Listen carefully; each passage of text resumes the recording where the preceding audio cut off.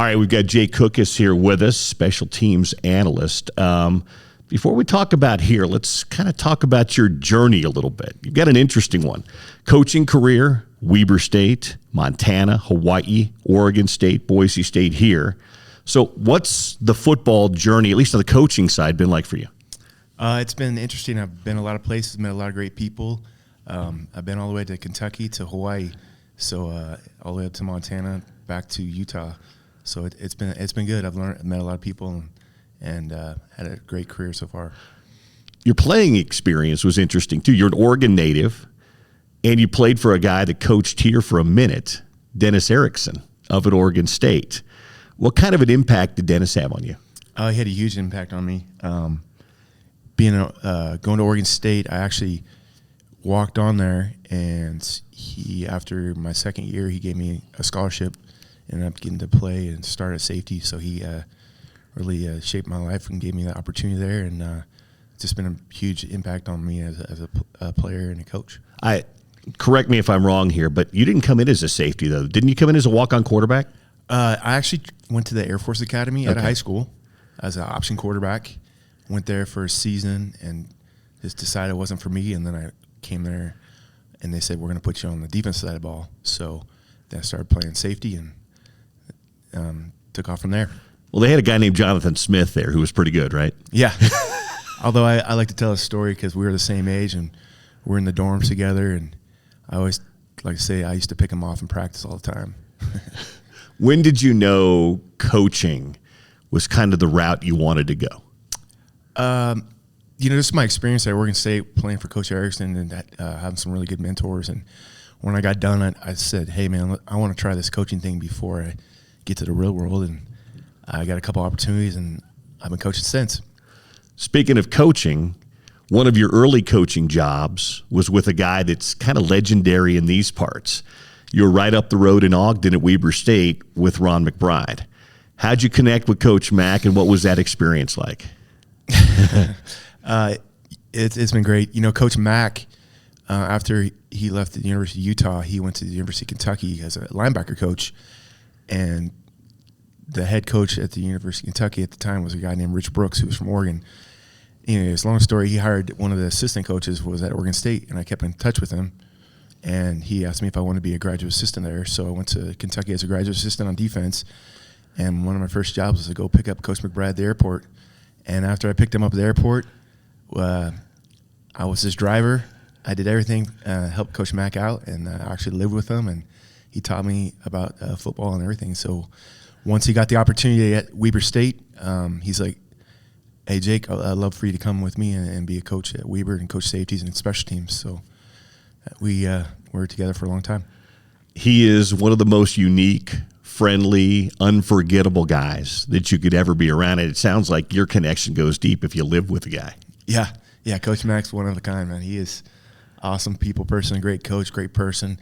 He's changed so many lives over the years with all the players and coaches, and he gave me my first opportunity, so I'm very grateful for Coach Mack. So I'm going to guess, too, you probably have a pretty good connection with Colton Swan then, too? Yeah, me and Coach Swan. He was at Weber when I got there, and we started coaching together. When I was there, he coached the safeties. I coached the corners, and then I took over the safeties, and he went linebacker. And our last 3 years, we were co-defensive coordinators together there at Weber, so I know Coach Swan very well. So what's your connection here to Utah? Obviously, you've got Coach Swan, but you've already talked about some of the connections that landed you in different places. What brought you here to Salt Lake City? After my time at Oregon State, I was at Boise for the spring, helping coach there. And then over the summer, actually Coach Swan called me. He's like, hey, would you be interested in an opportunity possibly at Utah? And I said, sure. I'd love to talk to see what it's about. And then Coach called me and offered me an opportunity here.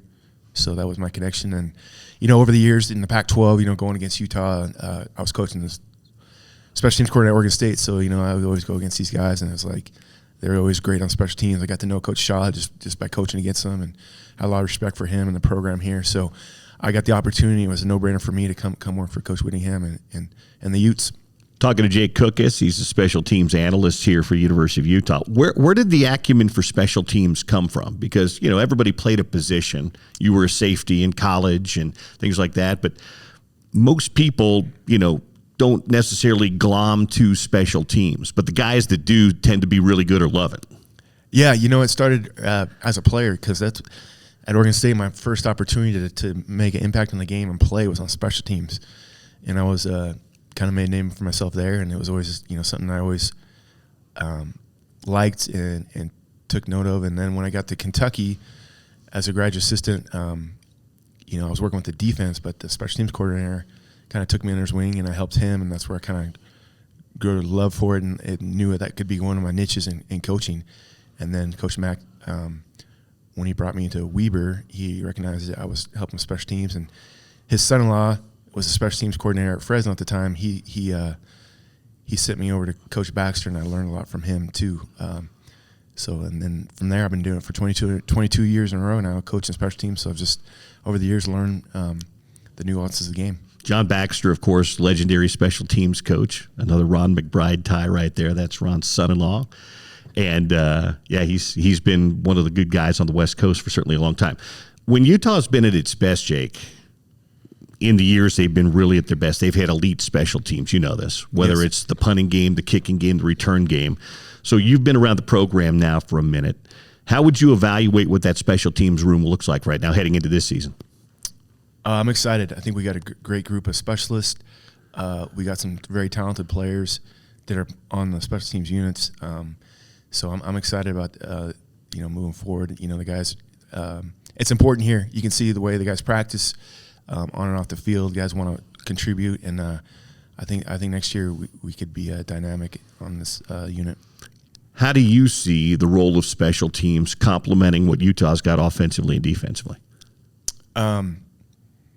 Utah's always plays great defense and always good on special teams. So I think it's just going to be another facet of the game that we can win the special teams battle. That's going to help us win the game. So I think it's a big part of it, and I think we're going to continue to win games in that area.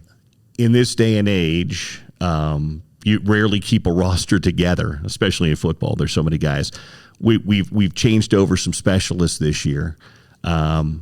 Place kicker coming in, true freshman, a lot of hype around him. Kid from right here in Salt Lake City, Murray High School, Dylan Curtis. What do folks need to know about Dylan? Dylan's very talented. He graduated high school early, so he's been in the program through spring. So I think that's really helped him just understand what the game's all about. He's really extremely talented. I'm looking forward to seeing him in the fall. Obviously he hasn't kicked in college yet, but the guy's extremely talented. Like you said, he broke every record in Utah history of kicking, longest field goal, most field goals in a season.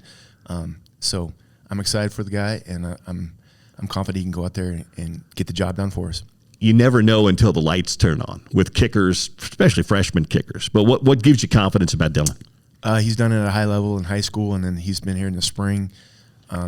We've put him in some situations, pressure situations. He's been successful, and the guy's confident in his ability, and he wants to be out there in the moment. Some guys shy away from that, but he's a guy that he wants to be out there with that opportunity, and he's confident in his ability, and we're confident in him. As you know, being a special teams guy and having been on the West Coast for a long time, Utah was early on with the Aussies. Utah had kind of that Aussie pipeline going early. Another Aussie punter coming in, Orion Phillips this year, transferred, began his career at Murray State. Missouri last year didn't punt, so now he's here. Aside from the long hair, which will make him stand out, what do we need to know about Orion? He's extremely confident in himself, too. Orion's got a great personality. He is very talented as well. He came from Murray State, where he actually punted for a year, and this is going to be his third year of college. But if people don't know him, they will know him by the season. He's very talented. He's an Aussie guy. He can kind of do everything. He's a jack of all trades, and he's definitely confident in himself and not going to shy away from anyone. And he likes to talk a little bit too. I was about to say, you've said confident in himself twice. We've had Aussie punters here. Most of these guys have a big personality. Does he fall in that line too? Yes, huge personality. So I'm hoping that he is just like the guys before him that have been really successful here. All right, last thing for you. Not necessarily a special teams, but you're around the program and you were here for spring and everything like that. What has you most excited about this upcoming season, second season in the Big 12 for Utah? I think just overall the team we got, going through the the winter program with these guys, these new faces. I mean, I think there's 40 new guys, but man, there's some talented guys, and we got guys coming back that are very talented. So, with the new scheme on offense and the new system, it's going to be exciting. The defense is always going to be good here, and I'm excited about the offense and what we got with some of those guys, the transfers coming in. I think we got some game changers here in this program. Jake, thanks for doing this. Appreciate it. We'll see you this fall, and go Utes. Thanks. Appreciate it.